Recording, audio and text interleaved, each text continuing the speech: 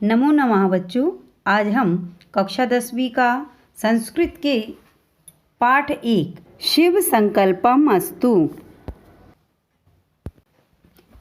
इस प्रश्न पत्र में मैंने जो पाठ 1 से बोर्ड परीक्षा में बारंबार प्रश्न आते हैं उनको छांट करके रखा है और आशा करते हैं कि आप लोग भी इस प्रश्न पत्र को बहुत ही ध्यानपूर्वक देखेंगे, सुनेंगे और समझेंगे और अंत में आपको अवसर भी मिलेगा कि आप इसको हल भी कर सकेंगे। तो इसी माध्यम से आपकी बोर्ड परीक्षा की पाठ 1 की आपकी तैयारी भी हो जाएगी।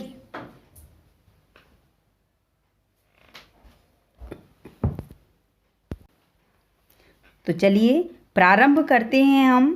पहला प्रश्न, हम इस प्रश्न को समझेंगे भी, सुनेंगे भी और जो लाइव चैट हो रही है उसमें आप अपने कमेंट को, अपने सही उत्तर को कमेंट बॉक्स में लिख करके भी बताएंगे। तो इससे आपको भी फ़ायदा होगा कि आपको कितना समझ में आ रहा है या नहीं आया है। तो चलिए हम यहाँ से पहले प्रश्न को पढ़ेंगे और बीच बीच में आप अपने सारे प्रश्नों के उत्तर को कमेंट बॉक्स में लिखते रहें। लाइव चैट हो रही है उस पर आप लिखते रहेंगी।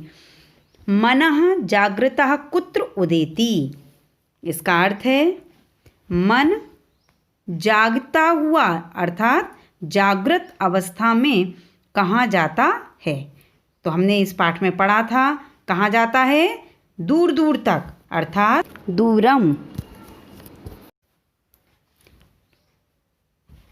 जिन बच्चों ने दूरम पे टिक किया है उन बच्चों का यह ऑप्शन सही है। वेरी गुड, बहुत अच्छा। अब हम इसी प्रश्न पत्र का दूसरा प्रश्न देखते हैं और आप भी कमेंट बॉक्स में लिखते जाएंगे क्योंकि लाइव चैट हो रही है तो उससे आपको कुछ ना कुछ फ़ायदा तो होना ही चाहिए। दूसरा प्रश्न हम समझाएंगे, आपको थोड़ा सा समय भी देंगे और आप उसमें लिख करके हमको बताएंगे। दूसरा प्रश्न है, प्रजानाम अंतः स्थितम किम। प्रजानाम का अर्थ होता है प्राणियों के, अंतः माने होता है अंदर, स्थितम माने स्थित, किम माने क्या। प्राणियों के अंदर या हृदय में क्या स्थित है। जनः, मनः, तनः, धनः। जन मन, जन मन, तन या धन। अब तक आपने सोच लिया होगा प्राणियों के हृदय में क्या स्थित है, तो सही उत्तर होगा इसका मन। बहुत अच्छा, कुछ बच्चे बहुत अच्छा प्रयास कर रहे हैं। तीसरा प्रश्न आपके सामने प्रस्तुत है, वो है मनः ज्योतिषाम खाली स्थान। यह प्रश्न जोड़ी के रूप में आता है। क्या आएगा इधर पे, एकम, द्वे, मनः ज्योतिषाम खाली स्थान ज्योति। यह प्रश्न जोड़ी के रूप में है आपकी पुस्तक में और इसका ऑप्शन है एकम, द्वे, त्रीणि, चत्वारि। एकम का अर्थ है एक, द्वे का अर्थ है दो, त्रीणि का अर्थ है तीन, चत्वारि का अर्थ है चार। मन ज्योतियों का भी या इंद्रियों का भी एकमात्र प्रकाशक है। इसका सही उत्तर होगा एकम। बहुत अच्छा। इसके बाद यहाँ पर जो चौथा प्रश्न प्रारंभ होता है वो है मे मनः किमस्तु। मेरा मन कैसा है, कैसा हो। जागृत अवस्था में हो, अकल्याणकारी हो, सोई हुई अवस्था में हो या कल्याणकारी हो। मे मनः किम अस्तु, मे जागृतम अस्तु, अशिवम अस्तु, सुप्तम अस्तु, शिव संकल्पम अस्तु। ये सारे ऑप्शन आपके सामने हैं और अब यहाँ पर हम सही उत्तर देखेंगे। मे मनः अस्तु शिव संकल्पम। आप लोग लाइव चैट में अपने उत्तर बताते रहें। ऐसा करने से हमको भी अच्छा लगेगा और ये जो प्रयास है हमको भी ऐसा लगेगा कि हमने ये सही और प्रयास किया है। 5वां प्रश्न है, शिव इति शब्दस्य विलोम शब्दम अस्ति। शिव इस शब्द का विलोम शब्द है पार्वती। क्या है? पार्वती, महादेव, अशिव या धीर। तो अपने को क्या ढूंढना है? विलोम शब्द। किसका ढूंढना है? शिव का। जो शिव शब्द है इसका हमको क्या ढूंढना है? विलोम शब्द। शिव का विलोम शब्द होगा, आप भी जान सकते हैं, शिव में क्या लगा हुआ है? अशिव। ये आपका सही उत्तर है। जिन लोगों ने अशिव अभी तक नहीं सोचा, अभी तक नहीं लिखा, तो कोई बात नहीं, आगे भी आप प्रयास करते रहें। अगला प्रश्न है, मनसः ऋते किंचन न क्रियते। मन के बिना कुछ भी क्या नहीं किया जा सकता है? तो इसका ऑप्शन है पहला अकर्म, मन, शिव या कर्म। तो मन के बिना व्यक्ति क्या नहीं कर सकता है? कर्म। ये आपका सही उत्तर है। जिन्होंने कर्मम लिखा है उन बच्चों का सही उत्तर है ये। हम बात करेंगे 7वें प्रश्न की। येन यज्ञस्तायते, अर्थात येन माने जिससे, यज्ञस्तायते माने यज्ञ, तायते माने संपन्न होता है या संपन्न किया जाता है। जिसके ऑप्शन है नंबर 1 सप्त होता यानी 7 होताओं वाला, अष्ट होता यानी 8 होताओं वाला, पंच होता यानी 5 होताओं वाला, और है आखिरी नव होता यानी 9 होताओं वाला। तो हमने पाठ में पढ़ा है कि जिस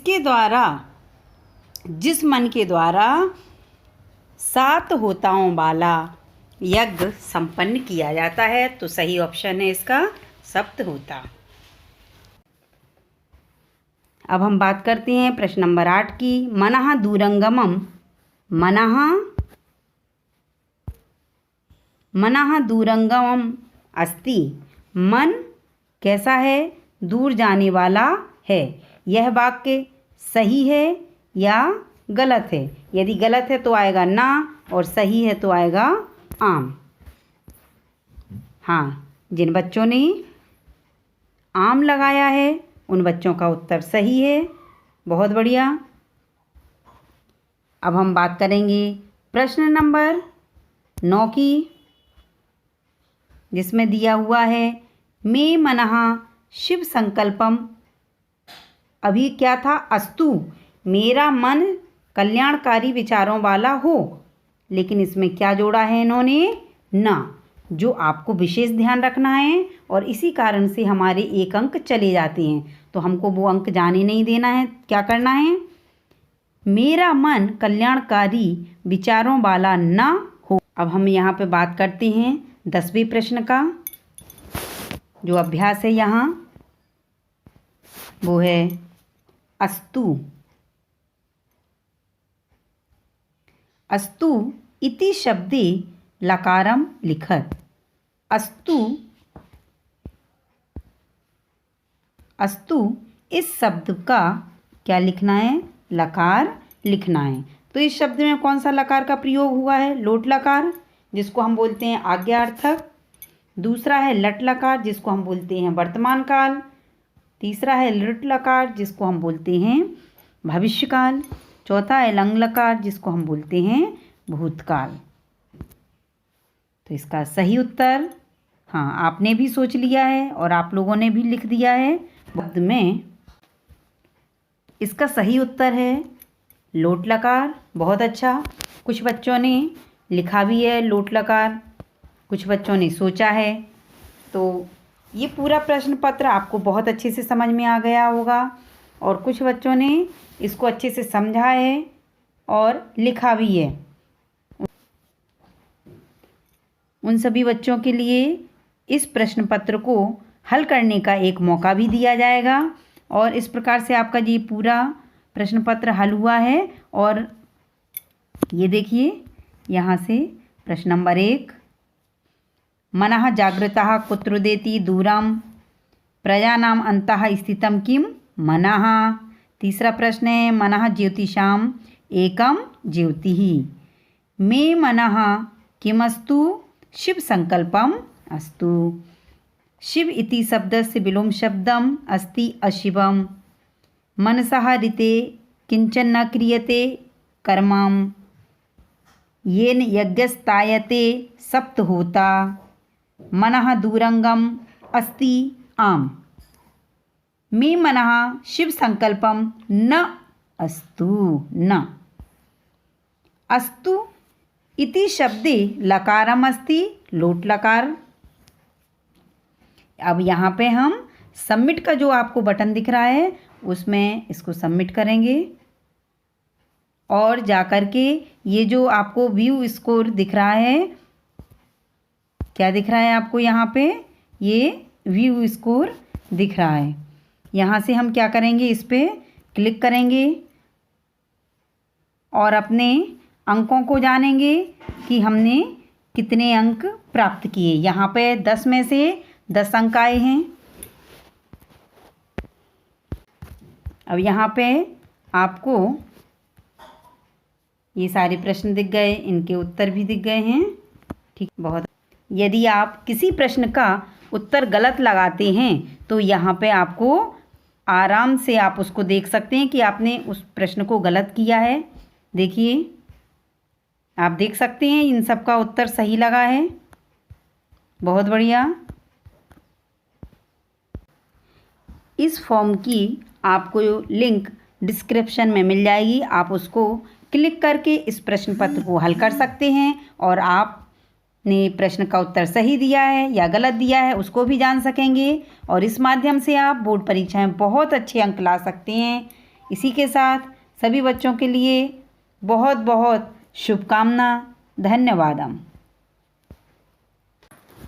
डिस्क्रिप्शन में आपको एक और लिंक मिलेगी दूसरे पार्ट की। आप दूसरे पार्ट का प्रश्न पत्र हल करने का प्रयास करिएगा। हम जल्दी से जल्दी उसका भी आपको हल देने का कोशिश करेंगे। दूसरे पार्ट को भी हम इसी तरह से समझेंगे और आप हमें कमेंट में बताइएगा आपको ये विधि कैसी लगी पढ़ाई करने की। इसके साथ ही हम मिलते हैं अगले वीडियो में। तब तक के लिए चलते हैं। नमो नमः।